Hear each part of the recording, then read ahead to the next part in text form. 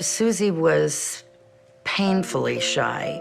I never looked at people's faces, only their shoes. That was 20 years ago. Today, Susie gives speeches all the time for Special Olympics. And it's just amazing to see her look into people's face and know who they are. It's been the best experience in our lives, not only as a family, but for her. And that's the power of words.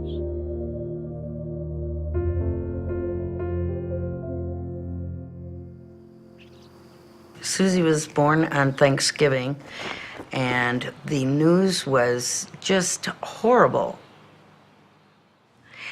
It was like you had a dream, and the dream wasn't going to come true anymore.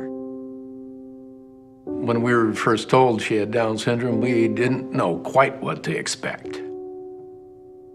In the 1960s, children like Susie and other children with intellectual disabilities were told by doctors and professionals that they were never going to amount to anything. They were never going to be able to do what any normal person would do, and therefore it was better for them to be institutionalized. The pediatrician that told us says, well, you know, maybe you should just drop her off at a home and leave her there. And we said, no, we can't do that. His comments made me so angry that I was bound and determined she was going to be the best Down syndrome kid that ever hit the face of the earth. We spent a lot of time with her, a lot of effort. Through the years, we gave her opportunities. When she didn't speak, we took her to a therapist, and I could see improvement in Susie every year. But we did that for 9 years, and Susie still wasn't speaking. And that was painful to see. That was painful as a mother. I used to never really talk, ever. I was afraid that I would say something wrong and everyone would laugh at me. The first time I was aware of how shy she was when I noticed photographers couldn't make her smile for her pictures. And she would meet someone, but would never look at them and would never hold her head up. Her head was always down. And, you know, if she didn't feel like talking to you, she wouldn't. She'd write notes. She was one who was not much of the spoken word, but she was a lot about the written word. And her mother was about the only thing in her life. She didn't really care if anyone else was around. If mother was there, everything was great. And when you think of what your family went through to get her to this point and the sacrifices that all of us had made for her, that was very sad. That was very sad.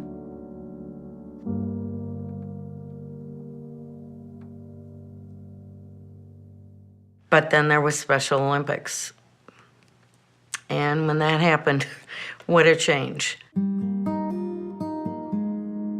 My favorite sport is golf. I love golf. And unified golf is where you pair a Special Olympian with a non-Special Olympian. Tom and Susie on a golf course are just something else. She thought he was going to be her best chance at gold medals. Susie is very competitive. The medal count is very big for her, and I always kid her, you know, it's time for you to win me another medal, because whatever she gets, I get. He is very supportive, and he's very sweet. Tom makes me laugh. She's written him a golf manual, which he always carries. And he also calls her his fourth daughter, which to me is very special. Susie has such a unique story and is so inspiring from where she came from and, you know, not really speaking a whole lot and sharing her thoughts via messages to taking the love that she has for what she does through sport and sharing it with people. It's a complete opposite ends of the continuum, and it has been just a growing stage for her ever since then. I learned a whole lot more than just golf. Special Olympics helped me find my voice. I can remember seeing the article in the newsletter from Special Olympics that they had a global messenger program, thinking, wow, would I love that for Susie, but that'll never happen. A global messenger is a person who gives speeches about Special Olympics. So when they asked her, we both thought, What? Can she do that? I don't think she can do that. Susie decided in 3 days that that was what she would like to do, and I said, if you're gonna do it, you have to call them and tell them you'll do it. And a couple days later, she did. And that was the beginning of a wonderful story. I think the big part of the Global Messenger program is identifying who these athletes are that are going to be interested in speaking about their experiences. And you can tell when they're participating in their sports and they're training and they're competing that they have that passion and that they would love to talk about it. And same with Susie. When she was asked if she wanted to be a Global Messenger and her parents, had said no, that this probably wouldn't be a good fit for her. It wasn't until after they got through the program and she gave her first few speeches that they realized that maybe this really was a great fit for her, and they were the ones that were at a loss of words. When she gave her speech, everyone just mouth flopped open. They couldn't believe it came out of her. Jaws drop, They all wanted their pictures taken with her. They were all hugging her. She was all smiles. She was loving it. It was wonderful to watch, and it was wonderful to see it explode finally.